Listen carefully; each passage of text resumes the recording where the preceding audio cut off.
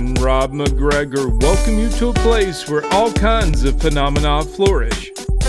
Voices whisper ancient secrets, signs and symbols are abundant. UFOs, ETs, ghosts, and even the dead move about freely.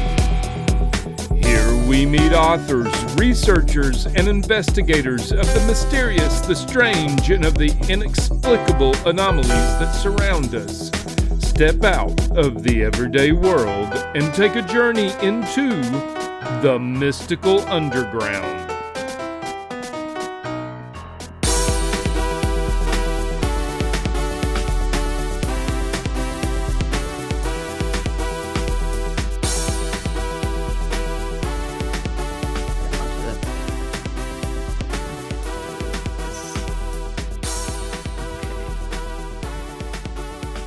Start, John? Yeah. Are you ready to go? Okay, great. Okay. So we'll start in 3, 2, 1. Welcome to the Mystical Underground. Thank you for joining us. This is Trish McGregor and Rob McGregor. And our producer and tech magician, John Posey, the disembodied voice. You can go to themysticalunderground.com where we make regular blog posts and where you can find out about our books. Among them are Phenomena, Harnessing Your Psychic Abilities, The Secrets of Spirit Communication, Sensing the Future, and Aliens in the Backyard. Our latest book is called Mind-Blowing Synchronicities, the latest science, stories, and research. Trisha's most recent novel, White Crows, and Rob's most recent novel is called Tulpas. If you're watching us on YouTube, we would appreciate it if you would take a second to click the like and the subscribe and notification button so you never miss an episode. If you prefer to listen to the show, it is available wherever you listen to podcasts. Please subscribe there. Okay. Our guest today is Jerome Martin. Jerome is a former construction worker who was involved in building landfills in different rural areas when he began having unusual, vivid dreams of interdimensional beings from other star systems that changed his life and his beliefs, his very sense of the nature of reality, who we are, and what our potential is as humans. He is now a metaphysical instructor who assists individuals as they awaken to their multidimensional nature. Jerome was trained in lightship technology by these interdimensional beings and charged with helping others bridge their consciousness into higher dimensions and facilitate direct encounters with galactic beings. Welcome, Jerome. Thank you so much. You made it. We love your counsel. Yeah. So I wanted to start by grounding you with the construction worker thing. So we know where you're coming from, and and then when we go very out there into the cosmos before we finish your description of where you're at. So can you tell us about your experiences with these beings from the different star systems? How did it start, and how these experiences shaped your beliefs and understanding of the universe?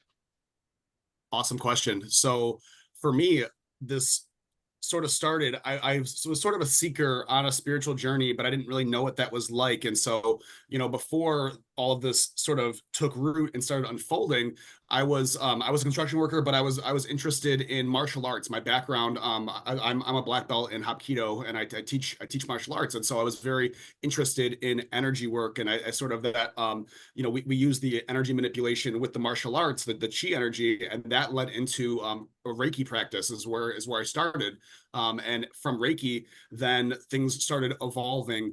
I started, being in contact with angels, would come to me, and I would see them almost embodied, where I would see them almost like a silhouette or a figurine, like in the room, where I would see like a whirling mass of energy, things like that. And I was just like, this is interesting.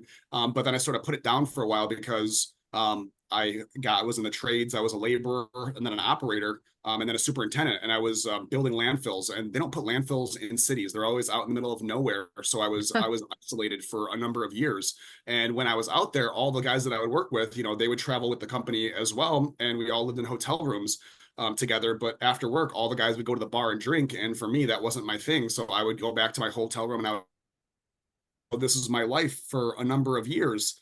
And I sort of, didn't really like where I was at, because I always had this joke that I was literally down in the dumps, because we as the excavation company, we would either dig the giant hole that all the trash goes in, or once the trash goes in, we would cover it up and create like almost like a giant garbage bag.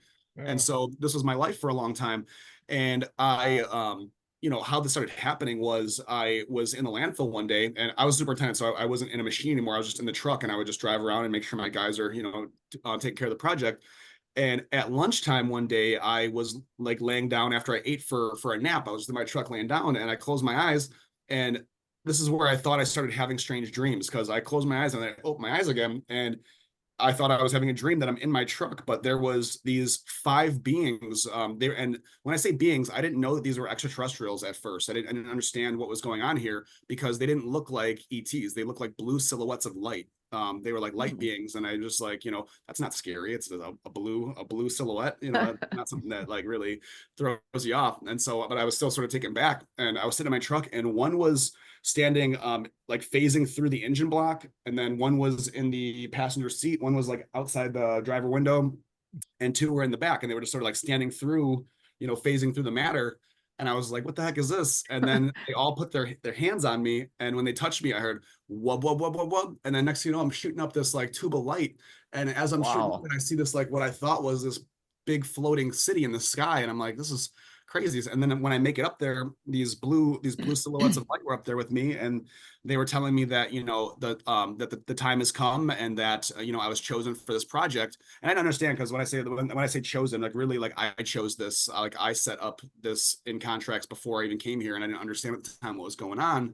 But they started training me, and when I say training, it was like, have you ever seen the show American Ninja Warrior Challenge, where the guys got to get across the obstacle course, and then they like win the event? It was like that, where there was like this arena type of area, and there were these like floating platforms all over the place. And they had me first. They showed me, they connected their energy field to mine, and there was like some transfer. I didn't understand what it was, but I felt like something happening. And then from there, they were like, okay, now you're going to lift yourself up. And so with my intentions, I could make myself float.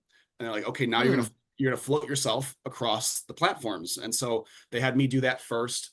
And then that was like what I considered one dream. Then I'd wake up, and I'm back, I'm back in my truck at the landfill. And then it was strange, because the dreams were, they were sporadic. It wasn't like every night. There would be one here, and then I would go on my throughout the week, I'd have other dreams, and then I'd be back in the landfill, and boom, I'd be up in this place again. And it was like unconscious. I wasn't choosing when it was happening. It was just happening to me, how it did. And so it started off as floating across, and then the next time when I was up there, there was like this energetic cube. And then they showed me how to connect my energy field to the cube the same way that they connected to me the first time. They're like, now you lift the cube up. So like floated the cube up, and then they're like, all right, now move the cube across the platforms. Wow. So I was doing that.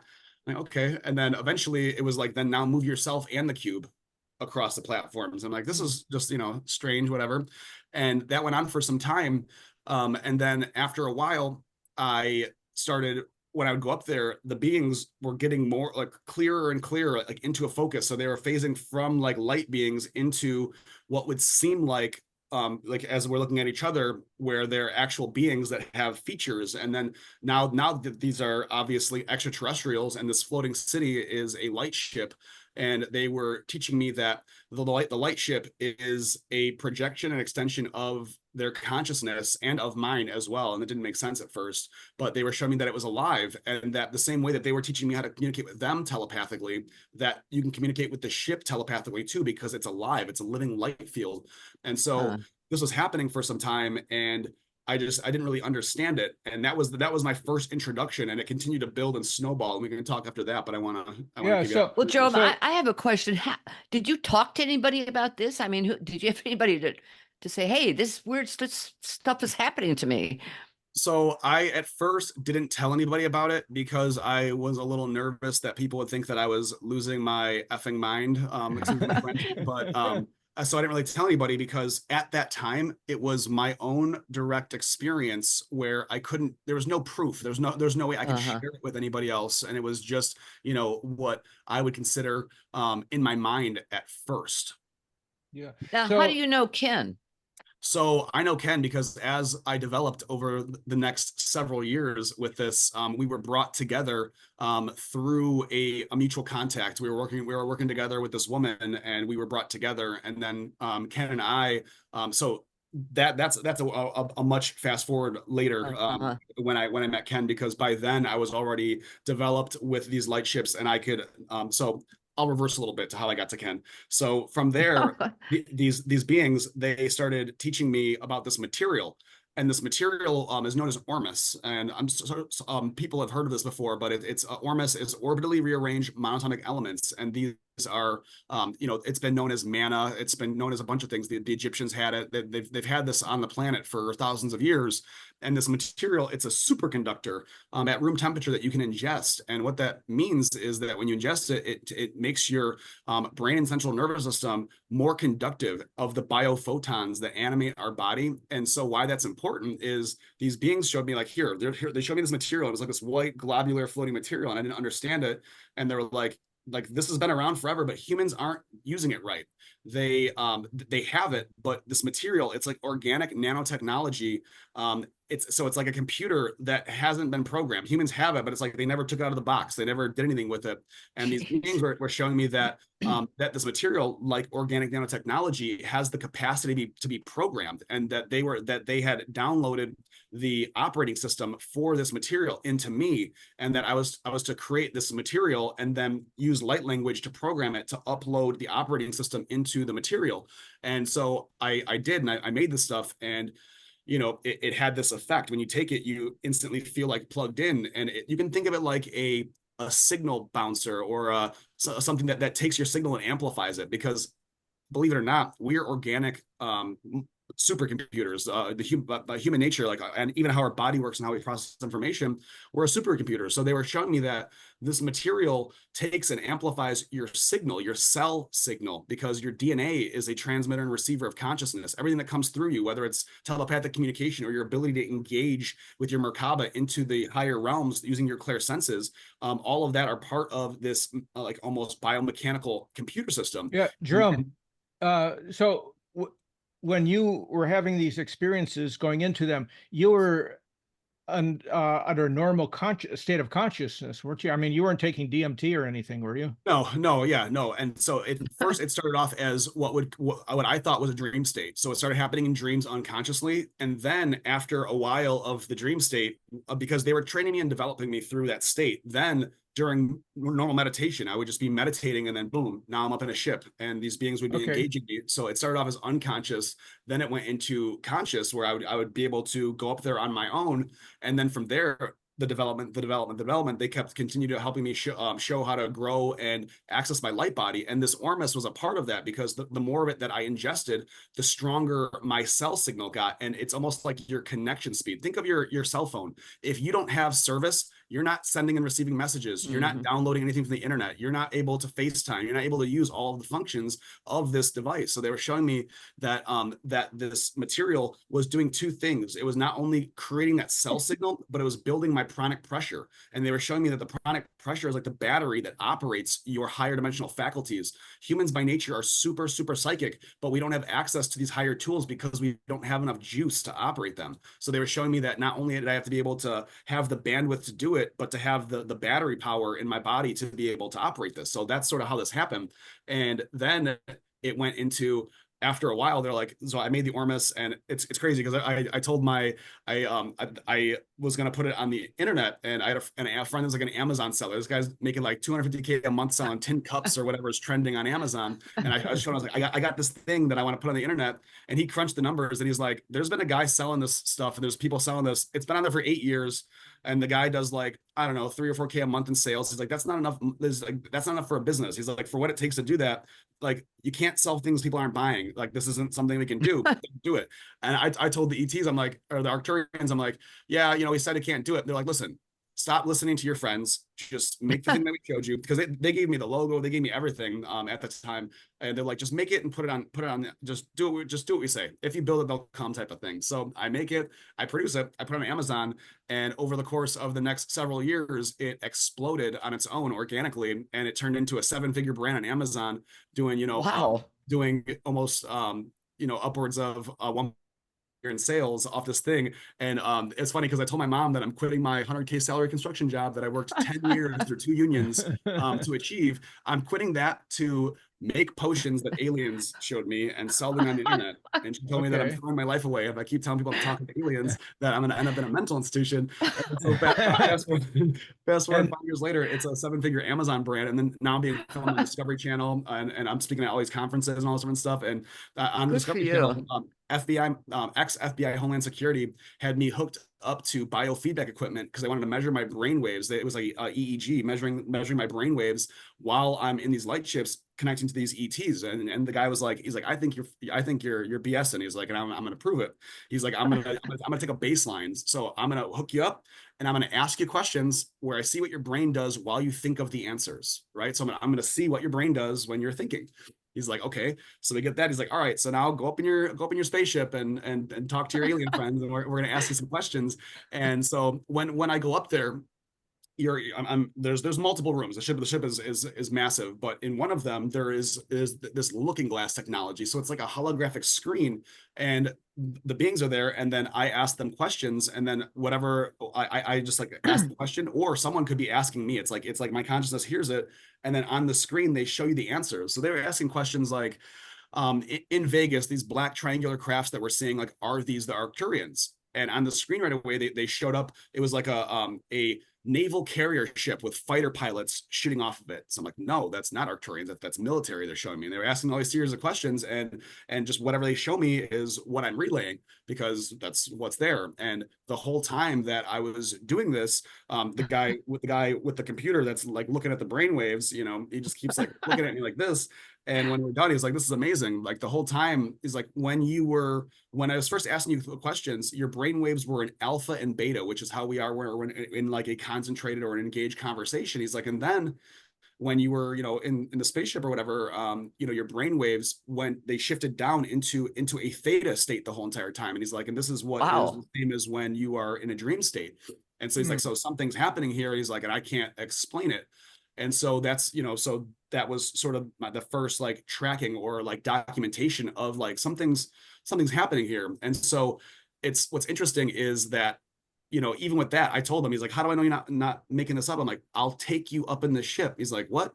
And so part of my abilities, how they advanced was after I was trained, they were bringing me up there and training me. And then they're like, all right, remember how we showed you how you could lift yourself up and you can lift the block up and you can bring it, with you. He's like, now you can connect to another being, another person, and you can grab them and bring them up into the ship. And so now, I facilitate all sorts of, I have this whole training process to make facilitators like myself, but I can take a person and bring you up into the light ship where now you're face to face with these ETs, and then they're communicating telepathically with you, where you're seeing the visions, the images, or however it comes through your clair senses. It comes through like you need volunteers. If you need volunteers, Rob and I are here. I would love to take you guys. I would love to take you guys up. I'm actually starting to do a case study, and I can't talk too much about it because it's part of this production that I'm going to be on for TV. But I can tell you that we're using biofeedback equipment, the same equipment that Joe Dispenza uses for his trials. We're using that equipment to do trials. So basically what we're doing, and I'm going to be doing this live at Conscious Life Expo next year, is I'm going to have a person hooked up to the biofeedback equipment while I bring them up in the light ship, so you can see real time what's happening to their bodies. Because oftentimes when we go up in these light ships, the ETs, if you have physical things going on with your body, they will heal those real time. And while it's happening, they're showing you what's going on, but you're also feeling it in your body. And the biofeedback equipment is able to pick up not only the energy field of your body, but the energy field of the room. So they can measure the EMF field when the beings come in and out and things like that. And so we're going to be doing a study of what's going on with the energy fields that is documentable while these experiences are happening. And so that's where it sort of progressed. And then these beings, they kept training me, and I've been facilitating this now for several years. And then this is where I, Ken and I became friends, because I started facilitating, then I connected with him, and then him and I started working together, and then we were, the development keeps happening. And so we've been growing. Ken's like my soul brother. We sort of grew up together in the multidimensional fields. Right. And so now it's turned into this whole thing where I do this professionally, where I bring people up into light ships, or, there's a whole process of developing your light body to be able to get into these ships. And then eventually you learn how to operate them, because the ships themselves, they are an extension of your Merkaba field. Your Merkaba is a vehicle, but there are these things called the shields, and there's levels of them that operate in different dimensional bandwidths, and they expand. It first started off as like a small single fighter pilot ship, and then it grew into a larger one with a crew, and then a larger one where I'm the commander, and then almost into a universal city, where now my light ship is so vast that it's like I call it a university, because it's a universe city. It's like a giant a giant city. And the expansion of it has to do with your dimensional bandwidths, because we are there's 15 dimensions in the time matrix, and we operate in 12 of them as a being, because the other ones are the primal light and sound fields, and then the time fields that surround everything. But as you expand out, the ship bridges into all those dimensions, and all of the beings that are on the ships are part of my collective. At first, I saw them as ETs that were separate of myself, because that's how we view things, because we are still in duality. But what I learned after a while, that all the beings that were coming to teach me, or that are there to help me, that those beings are actually the other versions of myself that are incarnated across a bunch of other dimensional bandwidths and a bunch of other probability fields. And so I'm engaging with the other stations of my identity, right? Because we're first a rishi that breaks down into an avatar, into 12 avatars. 12 avatars break into 12 oversouls, then into each one of those 12 souls, each one of those into 12 identities. And so the beings that are there that are teaching me are actually the other souls, oversouls, avatar levels of myself. And so I didn't understand that this process is. And do they all those? And do they all appear human to you? No, so I've actually only incarnated on Earth 5 times. So all of the beings are extraterrestrial in nature. Okay, so how do you ingest this substance? Is it Aramis? Ormus, yeah, and so Ormus, I'm actually no longer a member of the company, and so I'm not going to say which one it was, but you can find it on Amazon, you can find it in these different places, and I'm actually rebranding, so I'll have my own. I'm releasing it at Conscious Life Expo this year again, but the difference is mine is programmed. The other ones are out there, but they're like, people are like, oh, well, I tuned it to a crystal, or it's attuned to this Solfeggio frequency. Like, well, that does nothing. That's like, okay, that doesn't have an actual program. This material, when I program it, the operating system, when you ingest it, so the material itself is the same vibrational resonance as your DNA. And so when you ingest it, the codes and information goes into your DNA, and it expands your light body, and it begins to grow it. And it actually activates different levels of your Merkaba, which then allows you to step into these higher planes of consciousness. So that was like, you eat it? Like the jump starter. Yeah, you ingest it. It's a thing you drink. Huh. Do you do any rituals of protection before you go on these journeys? I mean, have you had any encounters with demons on the way, like some people do? So demons, that they get a sort of a negative connotation. So when it comes to extraterrestrials, demons are extraterrestrials. They are just reptilian or Anunnaki by nature, and so and that's why in the Bible or in these different text documents, demons are portrayed as dragons or snakes, because really they're just reptilians. The same way that you can call an angel or an ET and they'll show up in a light body. When you call, like when people summon a demon, it's a physical extraterrestrial being that is projecting or bilocating its light body to you. That way you can engage it in what we would consider a conversation. And so those beings are just fallen, and what that means is they are not connected to source anymore, and they operate from the 11th and a half dimension and below. And so some of these beings are very powerful still, but they are disconnected from source. And those beings, which are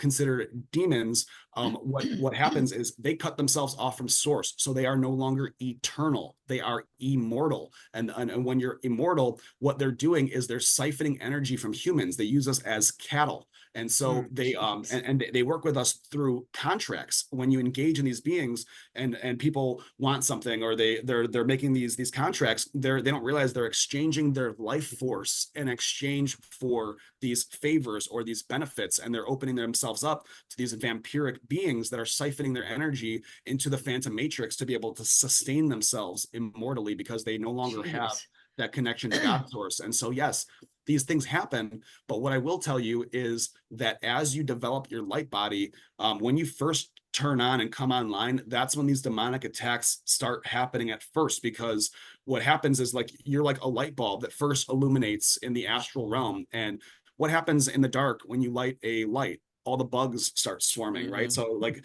you start attracting these beings because you become a more hardy food source. The more energy that you start to grow, they see that as, oh, this is a, there's more energy here. So you start typically being attacked. And this is a lot of people when they first start their path, they start coming in contact with this type of stuff. But eventually what happens, and these beings showed me this as well, is as you continue to raise your frequency, people talk about this, it's like there's a spiritual war going on. Yeah, it is a war, but you don't have to fight. All you have to do is rise above. And what I mean by that is by raising your frequency to a certain level, you become that bug zapper, where now those beings are attracted, but your frequency is outside of what they can connect to and drain. So when they connect to you, they get zapped, or it's too high. And so there are processes, that I teach and that are out there that you can raise your frequency so you no longer resonate at a frequency where they can affect you. And that's part of the training process, is building that body of light that is of such a high frequency that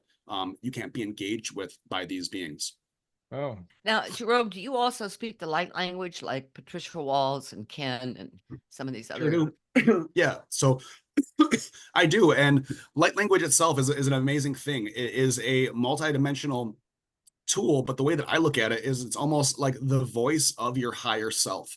And so, the same way that I get information from my higher self and that I'm guided through these processes, that comes through like that, because light language itself is a carrier signal. It's a transmission of consciousness. And so light language can be used not only for healing, it can be used for quantum entanglement. It can be used for clearing energies. It can be used for all sorts of downloads. It can be used as a data transfer system where you can take, light codes of consciousness and then wrap them up in this package. Then when I speak them, they're transmitted. And when you hear it and it penetrates you on a multidimensional level. And so it's almost like when you hear it, the download starts taking place. I use the light language to program the Ormus. I use it for all of these different things, and it's a multi-purpose tool once you understand how it works.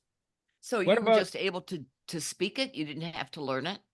So the learning process isn't okay. So it's interesting that it's all of this learning is actually a state of remembering, because everything is already within your DNA. Once your DNA strands turn on, not only are your higher level faculties are there, but all of the memories are there as well. Remember how I said that we're a computer? Everything that you've ever experienced is saved on your physical body. So think about this. Your eyes are biological cameras and your DNA is the film. Every time that your heart beats, whatever you're viewing is being time-stamped. Boom, boom. Those images, everything you're seeing is being saved. And those images are saved, not in your brain. Everyone thinks your memories are there. No, they're actually in your cells. And that's your cellular genetic memory. So everything you've ever seen is saved on your body in your cells. And that is like the local drive of your computer. And that makes up your Akashic records. Everything you've ever experienced is saved here. So all of mine are saved here. All of yours are saved there, Rob. All of your memories are saved on you. And we can access those memories once we know how. That's the local. Where this other information comes from that I didn't experience in this lifetime, those memories that are your incarnational memories, right? Every time that we incarnate into a new body, it's like the computer is wiped clean and then we start over. Well, where did those memories go from your last life? They're somewhere. Those memories are up in the cloud, right? There's like a cloud service system that once you start integrating those past lives, and when these beings on the lightship, they start teaching me things, I'm accessing that cloud. So data streams start coming through and you start remembering. It's like it starts waking up. So it's not a learning process. It seems like learning, but it's almost you remember that you can do that. And when you remember, your DNA activates and turns on because everything is already within you. And so once again, like the computer, you're accessing different parts of yourself. And it's interesting because, those Akashic records on your body, that also makes up your karmic path, because everything you've ever done is saved on you. You could have went left instead of right, this, that, and the other, and how your choices that you make manifests your reality. And so as you can also change your reality, because the same way that those images are saved with your eyes, your cells can save images other ways. And this is how we manifest.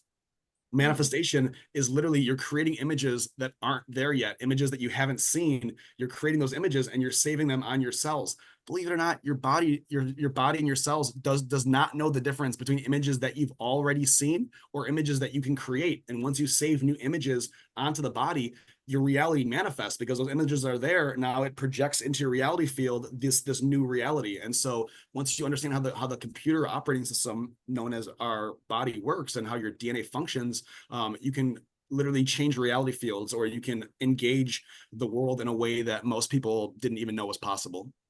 Yeah. You mean like if you set intentions? I'm sorry, Rob. Go ahead. It's more than setting intentions. Intention is the first part of it. And I actually, this is what I'm going to do at the end of the show. I'm going to give your viewers access to my video course called the Manifestation Blueprint, where I actually take you through this process in depth, where I show, it's not only a process and an information system. It's actually a guided, almost like a guided meditation where I take you into an altered state. We use light language and a bunch of visualization practices that show you how to blueprint a new reality field, because there's more than just the intention. There's the intention, there is an image that is we have to literally create these images that are being saved, but there's also an emotional connection, because the image is there. But what's more important than the image itself is how we felt about it, because all the images are saved on our body through an emotional charge. That charge is what sort of fuels that vision and allows it to manifest. And that happens during our life. And that actually makes up the childhood traumas and all the things. Everything's happened to us based on how we felt when we experienced that thing, that those emotional charges are on our body. And that what makes up what we like, what we don't like, because of a thing that happened and how it made us feel. And so we navigate our lives based on those charges. And so, but it's the same thing with manifestation. There's an image and you create a charge. And when you put them together, there's a way to put it in your bodies and sort of run the program that allows it to project, manifest. Wow. It's So fascinating. do the beings that you're in communication with, are they essentially light beings, or do they actually also have physical bodies like you have a physical body? So both. And it's a tricky question because they are perceived, some of them as I perceive them. Some of them look like ETs with like a blue head and a spacesuit, and they have features like you and I do. Other beings, they are just silhouettes of light of different colors, and they are extraterrestrial by nature, but they are outside of what we would consider incarnation, where they're not in the third dimension. They're of the fifth dimension and higher. And so depending on where they're coming from, through time and space, and what their resonance is and how they manifest. Some of them manifest as light, other ones manifest to where they seem like they have features, but none of them are here in the 3D reality field. And so that's what's really important. These light ships are higher dimensional, and there are beings that when people do like CE5 stuff and they see like ships in the sky, or when they've had contact with beings physically, all of those beings are fallen as well if they're existing on Earth. Humans, we are fallen beings. We are here too, right? We have the capacity to ascend and to get to these higher levels, but we are also here as well. And so, there are light beings. There are ones that look physical, but they are higher dimensional. Hey, can I ask something real quick? Sure, just because he raised his arms a couple of times just now. So did just out of curiosity, do the tattoos have any That's what I was wondering too. They're beautiful. Do they have any relation to this journey you're on? Or? They don't. I actually got the tattoos almost 12 years ago now. And when I first got the tattoos, I just liked how they looked. I saw some guy that had these tattoos, and it's called like biomechanical or organic. And it's just, I like the bright colors.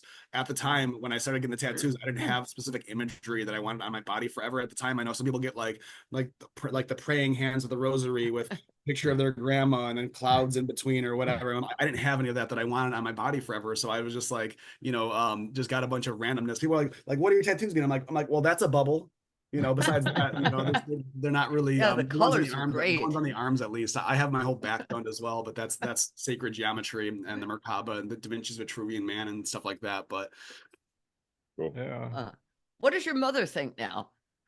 Mom still, she doesn't understand. She's supportive, but doesn't understand and can't relate. And she's never had an experience with me because she's closed off to the idea. I don't know. I think it stems from fear, but you know, it went from you're crazy and all this different stuff, but because of the recognition and the things that are happening from it, you know, things are changing. Yeah. That's good. Well, Yeah, how you do you need to deal take with? her in a lightship. Yeah.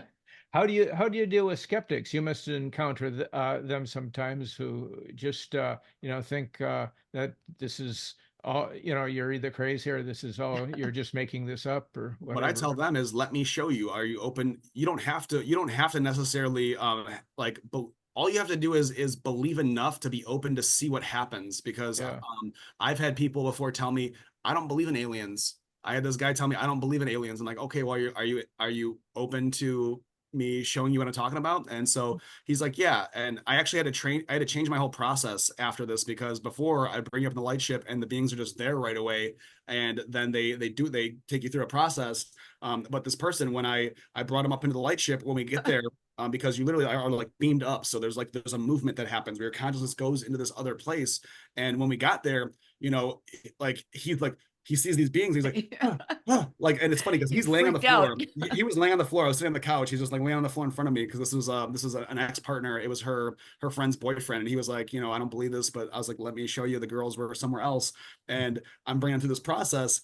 And he's on the floor. I'm sitting here, and when we go up in the light ship, he's like, he sees the beings. He's like, he started freaking out, and the beings, because of his fear and the nervousness, they expanded this energy field around him, where they sort of like knocked his consciousness out. So like when they did it, they picked him up and grabbed him, and when they did that on the light ship, they grabbed him and moved him into another room. But when he was like, and they expanded the energy field, then when he was physically on the floor, he's like, you hear him go, that next thing you know, he's snoring. He's out. And they took him and they bring him in the ship, and I'm just observing, and they put him in the med bed, and they're taking him through this process.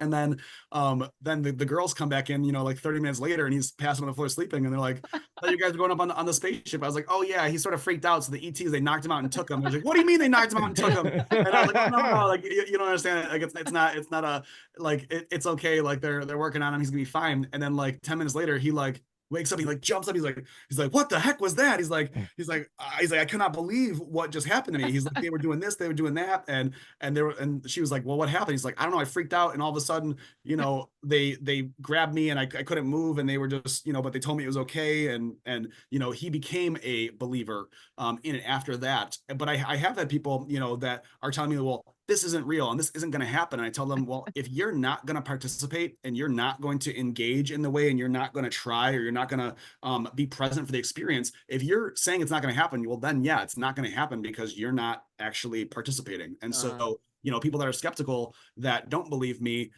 you know, I have had people that I just can't get them to connect, because they're choosing not to, because they're trying to debunk me and prove me wrong. And with that, if you're trying to do that and you're not like actively engaging, it shuts down your faculties. What about the other side, about success stories of people that have I've had so many success stories. I've and so on my website, I've got a bunch of testimonial videos where you can see what people say, you know, themselves from these experiences. And I mean, we could even play one of them. I could share my screen and show you a 3-minute clip of what someone says about their experiences, if you're interested. You know, what's that? That would be interesting. Why don't Let me see if I can make that happen. Do we have the bandwidth? Yeah, if you can give me access to share, I'll pull one from my website.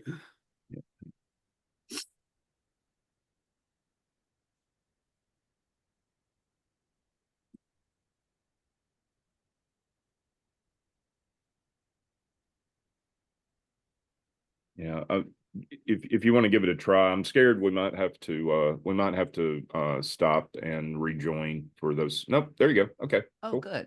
Yep. Beautiful. You can see my screen? Yep, that's it. Yep. Okay. Beautiful. Good. So I'll just share this testimonial video. Hey guys, I just wanted to make this quick video from Jerome. Me and him just did a DNA activation. So beautiful, literally so beautiful. We like interdimensionally traveled, and I got to see 5 beings. I saw a light being. Basically, what happened is we went into this interdimensional spaceship, and these beings were healing me. They were healing my heart chakra. They were healing my throat chakra. They beamed me up light, connected me to the earth. And I literally saw two of my past lives. I saw my most recent past life, the one before this one, and I saw a past life way before when I was in Egypt. I was mapping out stars and I was mapping out chakra points in the human body. And he even made the point of connecting the two, of how they're connected between the stars and the body, how it's connected with Orion. It was so awesome. We literally saw, like, I saw Archangel Metatron sent a Metatron into a DNA spiral helix down my spine, down my whole body. I literally felt all of the energy just like encapsulate me. It is so beautiful. I literally can't even, like, I'm still so excited about it. Like, it literally just happened. And as I was seeing what was happening, he was saying what was happening, like straight interdimensional travel. Like, no joke, Jerome is the real deal. Like, if you guys actually are thinking about doing this, like, I would 1000%, like, hands down, go to Jerome. Like, so beautiful, so beautiful. Like, I saw myself when I was a kid, and I connected to just my traumatized inner child that was disconnected from myself, from my soul. And I got to see myself when I was 4 years old after a bunch of traumatic things happened to me. Filled the little 4-year-old me up with light, and hugged myself, accepted myself back into myself. And none of this would have been, I never would have been able to do this without Jerome. Like, seriously, like, I can't even tell you, like, my mind is still blown, like, completely. Like, Wow. Jerome is the real deal. Like, while this was happening, I could feel the sensations of what these interdimensional beings were doing. And I mean angels, like angels were working with me, like, beautiful. This was one of the most, like, insane spiritual experiences that I've ever had, and Jerome was a part of it. Jerome, kindly, like, helped me with all of this, and guided me throughout the entire thing. I was in a very deep meditative state. Someone was trying to get me at the door, and I was not here. I was in the spaceship. I was getting healed. I was getting worked on energetically. I literally had a being working on my chakras, doing mudras to me, chanting. I was channeled information on how I was channeled information to be able to help myself whenever I'm not grounded, to actually be able to ground my body. I, like, literally saw what I needed to do, literally a breath work technique that was, like, channeled to me.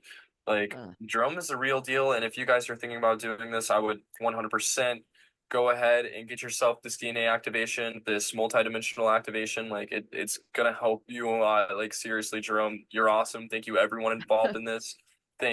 Seriously, like, thank you guys. Like, this insanely beautiful experience, and I'll remember this forever. Even the past life knowledge that I had, that was existent in the Akashic records, is now with me. Like, I can literally see what happened to me in those past lives. Like, this is real. Hit up Jerome. Go ahead and get your DNA activation. It's so worth it. Go ahead and do it. Okay. Wow, what a perfect. Well, can I just Go ahead, John. I started to ask this question earlier, but especially after that. So, Jerome, I'm just curious, what's your feeling as far as abductee stories, or where they're, they describe it as if it's physical, but are there physical abductions? There are. I've actually been abducted myself, physically, and it was a non-benevolent experience. I had an experience when I was younger, before I actually started going up on these light ships. It was in 2015. The light ship stuff started happening to me in 2017, and in 2015 I was driving to Sedona, and I was with an ex-girlfriend, and we're driving through the desert, and we had just gotten into New Mexico, and we had stopped, and we had dinner, and we'd only been driving for a couple hours. So it was around, I'd say, approximately 10 p.m. 11 p.m. and I'm driving down the highway in the desert, and above my vehicle I see this, what I thought was a red shooting star, like, shoot over the top of the car. And as I'm seeing it, it shoots over, and then when it gets into in front of me, when I see it, then it like made a 90-degree, like, it like jagged over, and then I was like, that's weird. And then it shot forward, and when it shot forward again, I remember saying out loud, that's weird. And then I heard again, That's weird. That's weird. That's weird. That's weird. That's weird. It just kept like echoing as my eyes are locked on this like beam of red light. And then when the beam of red light went away, then I'm still driving, but it's now like the sun's coming up and it's like you can see Wow. daylight, and the mountains that were over here are now on the other side. And I'm not even on the same road anymore, but I'm still driving the car and she's still sleeping in the passenger seat. And at first I was like, oh, like maybe I'm just tired, or maybe, you know, I don't know what happened. Maybe I'm just disoriented. And then it was actually Ken that later, Ken regressed me and I got those memories back. But in that experience, I was abducted and they were actually harvesting genetic material. They were taking my semen and they were taking spinal fluid is what they were harvesting from me for some sort of, it was like a hybridization project or some sort of thing that they're doing with experimentation. And it was actually, those memories were repressed because of how terrifying it was at the time. And so I have been abducted like that, and so have many other people. And so that is something that happens. But the beings that abduct you like that, those are the lower dimensional beings that are physical in this reality. Those are fallen beings. They're typically Anunnaki, reptilian, gray hybrids that have this negative agenda. They're the ones that are using humans for these research projects. And as, like I said before, almost as like they use as cattle for fuel. So you kept driving the car while this was happening? It was like as though That's nothing happened interesting. because the car was moving. I'm driving, you know, going 50, 60 miles an hour, like, you know, on the highway. And then I was driving, this thing happens where there's this like time loop thing where I hear this echo, and then afterwards it come back.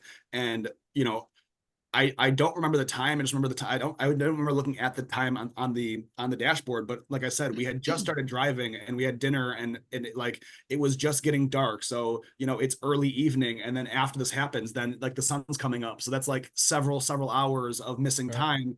Mountains are different, on a different road into the different part of the desert, and, you know, from nighttime to beginning daylight. Like all these things are like I couldn't place it at the time. So the woman didn't experience anything. No, she was sleeping. She was sleeping in the car, and when I came back, she was also still sleeping. And so she has Wow. I mean, she might have been as well, but she doesn't have the recollection like I do. She wasn't present when it happened, and she didn't have like Ken after working with Ken, all those memories came back. So now I have the memories of being in the ship and the things that were done to me. But, you know, she never had any experience with it where she remembers anything that may or may not happen. But to be clear though, I mean, but you believe that you were physically brought onto Yes. a ship. Okay. Yes. Yep. Okay. So I've heard stories that there are military connections with these abductions. Have you heard anything about this, or yeah? So there are, and this is why every time I've gone to Sedona, I've had an ET experience. I go there, I have friends there, but every time I go there, it's like a magnet for that. And in Sedona, there are actually joint ET military bases where they have underground bases where they actually exchange information. The military, there is a process where they exchange the information with the ETs. That way we can have a higher advanced technology, but then they give access to the ETs to humans and animals and things like that to do genetic experiments on. And that's why when you're in Sedona, there's so much ET activity. I've had physical encounters in Sedona several times. One of them, I was out there and I had a friend that I'd kept in contact with from Sedona from the first couple times I went. And, you know, this is probably like 5 years later. And I get to Sedona, and I knew he had already moved to California, but something had told me I was at the stupa, and something told me, hey, reach out to Julian. And so I called Julian. I'm like, hey man, I know that you already moved to California, but something just told me to call you. He's like, no, actually I moved back 2 days ago. And if you want to see a real UFO, come to this address in 45 minutes. I couldn't pack up and get to this place fast enough. And at the time, I'm still a skeptic, even though I'm having these experiences where, you know, I've been abducted or I'm up in these light ships. I'm still a skeptic. All of this is metaphysical science. And so it's an if-then statement. If we do this, then this happens. If not, this is like some sort of woo-woo thing that's not an actual reality. It's like an imagination thing. And so I still have to have physical proof. If we do something, then there has to be a result. There has to be some sort of transmission, or there has to be a thing that we take away to make it tangible. And so we go to this guy's house, and I'm thinking like, all right, we're gonna go look at some UFOs. All right, so we get there, and the guy starts pulling up. And this guy, by the way, he does professionally, he does UFO tours. This is his job, is to show people UFOs. And we're at this guy's house, and he starts pulling out all these big cases, and I'm like, what are these cases? And he starts pulling out all these like Gen 2 night vision goggles, and I'm like, okay. So, and in Sedona, there's very little light pollution, so you can see the sky, you know, beautifully as it is. And then now we all have these night vision goggles on, and you can see it crystal clear. And I'm saying, like, you know, you can see everything. So it takes a little bit of time and says, like, okay, you can't see satellites. This is what planes look like, telling us all the things that aren't a UFO, right? First. And then I'm thinking to myself, how long am I going to be out here looking up in the sky before I see something that I convince myself is a UFO, right? I'm like, oh, you know, how long is this going to take? And then within literally 10 minutes, like he's like, oh, there's one. And he's got these laser beams. So like we're pointing up in the sky, not at it, but near it. So you could sort of see it. And this is like way up in space. Like the stars are just a small, but you see this thing like coming across the sky.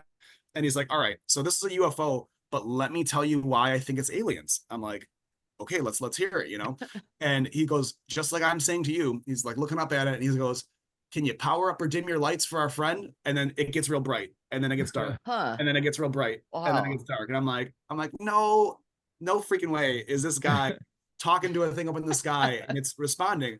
But I'm like, okay, I'm a skeptic. So I'm like, all right, well, I don't know what the secret space program has. I don't know what they're doing up there. You just pointed a laser beam at a thing up in the sky, and if it can see that beam just like we can see it, maybe they have some sort of acoustic listening device to where they hear it and then they're, you know, doing some signal. I was like, I don't know, maybe this guy's part of the military too. Maybe this is a thing that they do. I don't know, you know. And so this happens for the next like hour where, you know, someone's like, oh, there's one. And then once again, he starts speaking to it. Can you power up or dim your lights? And boom, this one's flashing. That one's flashing. I'm just like, no freaking way. And then I'm like, all right. Then I'm in my own corner of the sky. Like everyone's looking this way. I'm like turned around looking the other way. And this time I see this huge one. It's like 3 times bigger than the other ones. And this thing's coming across the sky. And then this time I don't shine a laser. And this time I don't say it out loud. This time I just in my head, I say, can you power up or dim your lights? And this thing gets real bright, gets dark, and then it turns into a beam of light, and then it's just gone. And I'm like, all right. I was like, listen, even if it's like secret space, whatever, and they can listen to us. I was like, there's no way that they can listen to my thoughts, right? I was like, so that beyond a reasonable doubt was like, okay, this has to be extraterrestrial because, you know, they're not communicating through your thoughts, and that was goodbye skepticism. Yeah, that was one of the benchmarkers. You know, there was the abduction experience. This is after the abduction experience where this happened. I'm like these things are starting to like break down my psyche in a way where it's like, well, this is proving it beyond a reasonable doubt. Like there's nothing I can say that is like it's not real. Why did you need the night vision tools then? So just so you could see it better. I mean, as you have it on, when you look up in the sky, everything's dark. But when you have the night vision, the sky is almost like a light green contrast, so it looks almost like daylight. So you're seeing these things almost as in daylight, so you can see them a lot better. So you don't think there was anything with the light vision tool itself that would affect the sky and create? I don't think there was. And it was interesting because like you could see the laser beams, you could see all the different things very vividly, and the night vision I think was just to help us optically see. Yeah, well, I mean, I would think that would be kind of like the Tic Tac videos we saw from the you know, kind of the same thing. They had that green, yeah. What is it about Sedona? I mean, people have explained it, but Sedona is a Stargate site. So the same way that we have, like, your chakras are connected through your body to what are known as stargates, and they are microcosmic on us, but the planet, which is the macrocosm of us, and then the solar system is the macrocosm of that, and the galaxy is the macrocosm. So as we expand out different ways, the same way we have those energy centers in our body, the Earth has them too, and Sedona is one of them. Sedona is a hot spot for not only spirituality but extraterrestrial activity because of the way that the mountains are. The mountains, because they're red like that, it's because they are iron oxide but also quartz crystal, and so the iron oxide distorts the magnetic field of the Earth, which creates spirals and pulls energy in and out of the Earth. And so because of those Stargate sites, they are jump points. And when I say jump point, the ETs use these these areas where the electromagnetic fields are charged higher. They use them to travel interdimensionally, so ships can go through portals because of the energy in those areas. So there are bases in the mountains underground, and there are access to portal technology. Are you familiar with Skinwalker Ranch? Do you have any I ideas am, yeah. what's going on there? I've never watched it, but my producer friend, she actually was there part of the filming of it, and she was telling me about her crazy experiences that she had while she was there. Okay.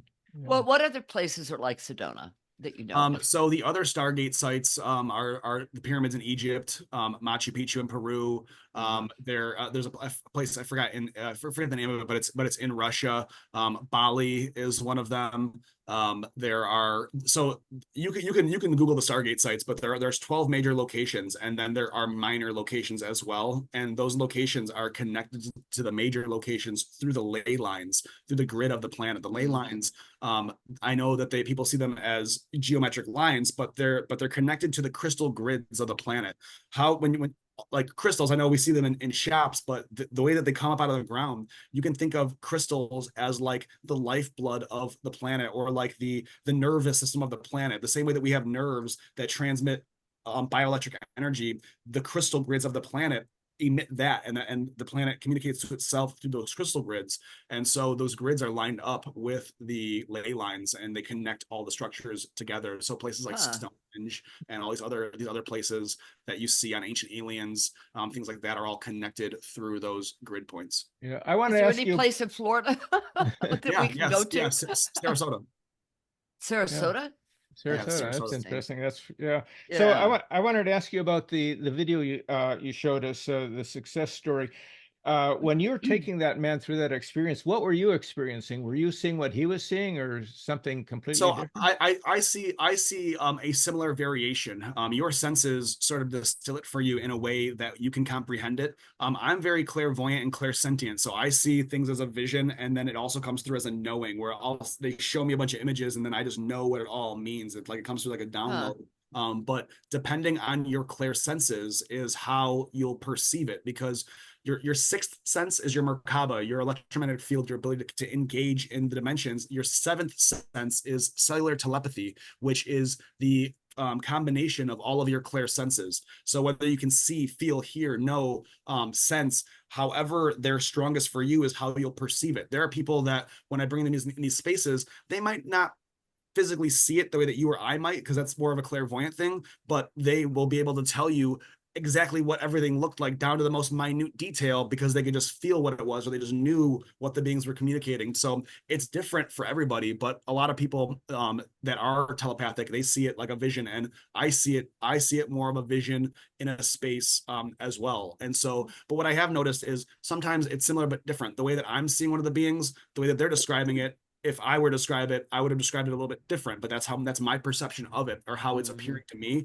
But it is very similar. And while we're having this experience, I can see what's happening. And a lot of times, if people are struggling, I will help guide them or give them cues of what they're seeing, because a lot of these things they've never seen before. So it's hard to describe a thing that you've never experienced. Right. But what I will tell you is that you are having the experience. It's not where a lot of people, when they go to a channel, the channel will tell them a bunch of things, and it resonates with the person because they like feel that information is accurate, but the channel is the one perceiving it. When we do this, I open you up as the channel. So as this is happening, you're experiencing it. When we're in the session, you're telling me what you're seeing, what's going on, what they're showing you, and they're showing you all these downloads where they're giving you this information, but it's your experience. And I'm there for the experience as well. But my perception of it, I've noticed over doing this, hundreds or even thousands of times, that it can be slightly different.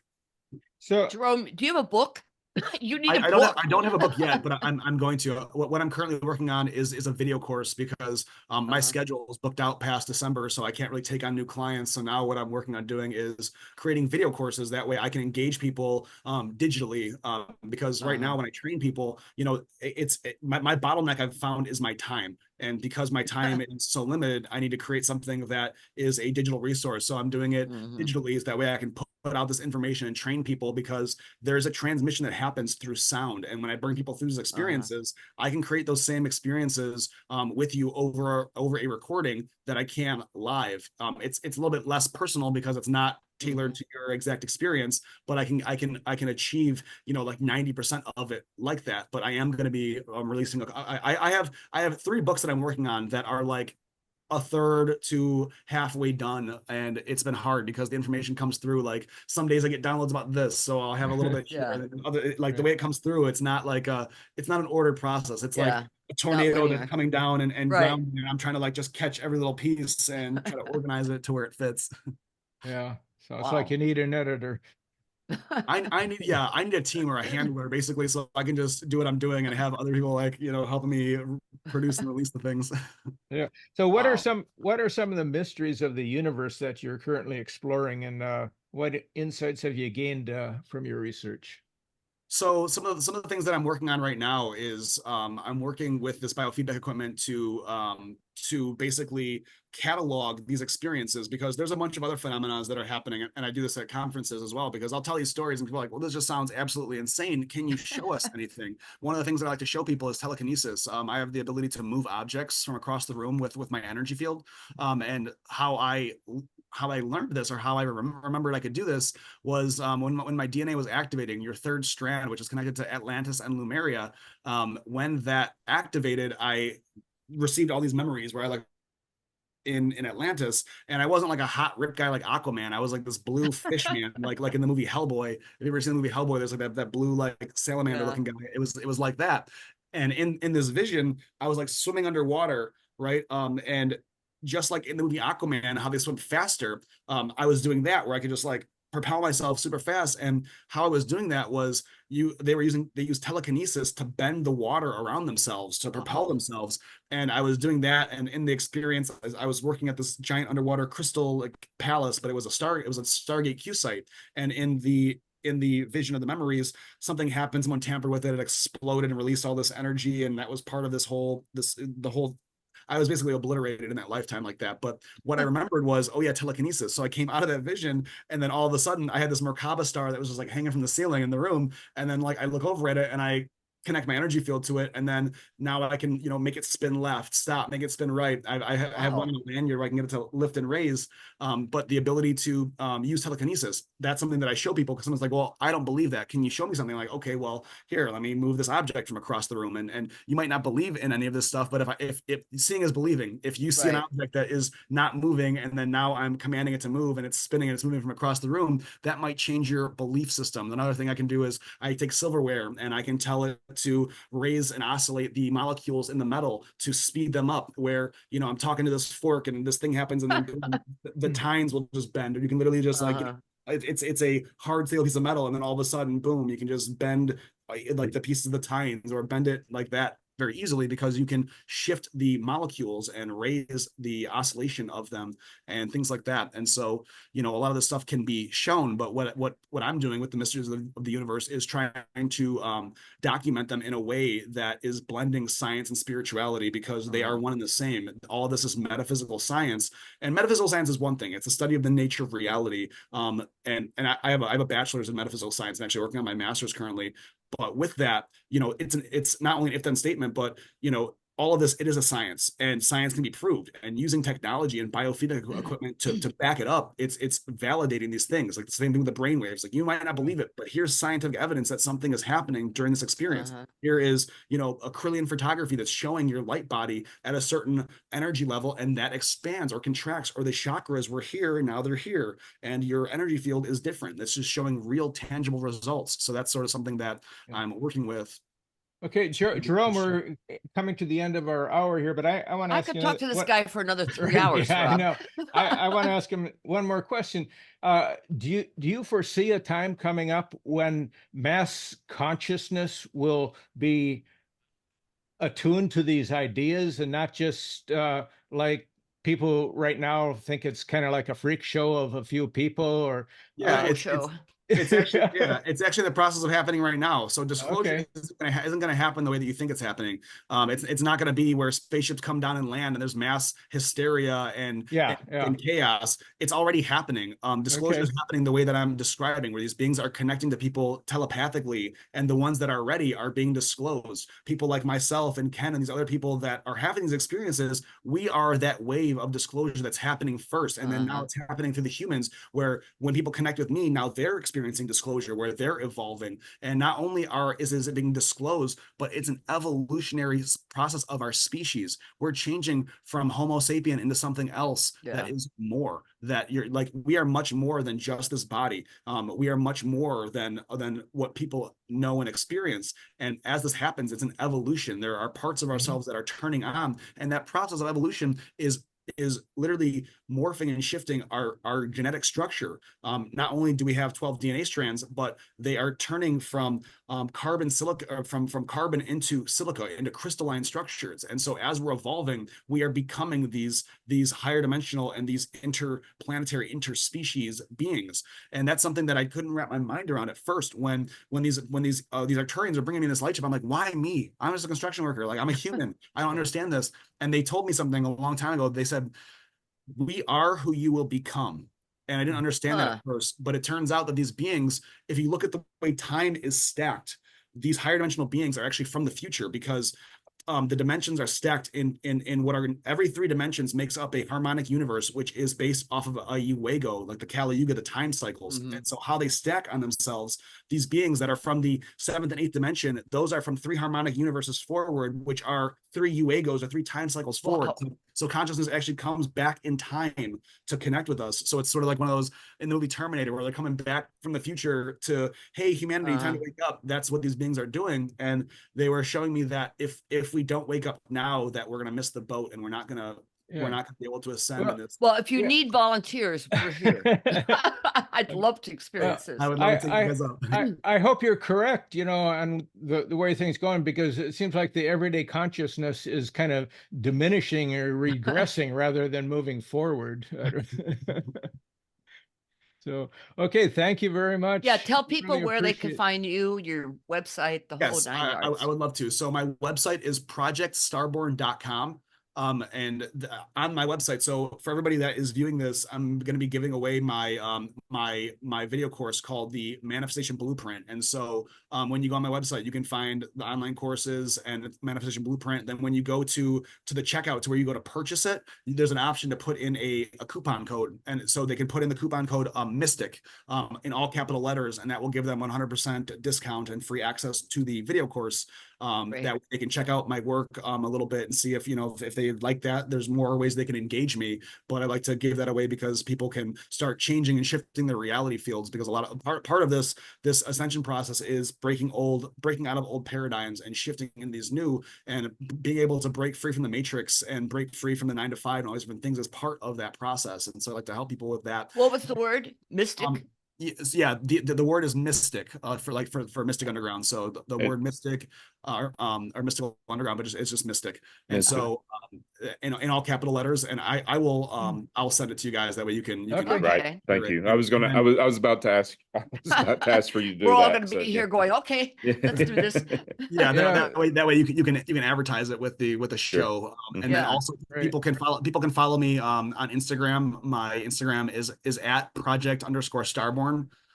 That way, if people want to follow me and see what I got going on, and on my website too, there's a media page where you can see all the things that I'm doing in the future. I'm speaking of the Conscious Life Expo. I got some stuff that I can't talk about, but it's some Netflix stuff that's going to be coming out here in the future. Oh, wow. So they got some big stuff going on. Thank you very much, great. Jerome. Wow, this is fascinating. And John, will this go up next week? Right. It'll go next We'll a week from today. Link. Yep. We'll send you a link. Beautiful. Thank you guys so much for having me. Thank you. This has just been fast. I want to see this circle in here. I want to sit in there. You'll see it. Okay. And like I said, I'll reach out to you guys and we'll set up a time. I'd love to take you guys up on the lightship and show you what I'm talking about. Oh, that'd be great. Fantastic. Okay, great. That's great. Fantastic. Thank you. You're welcome, guys.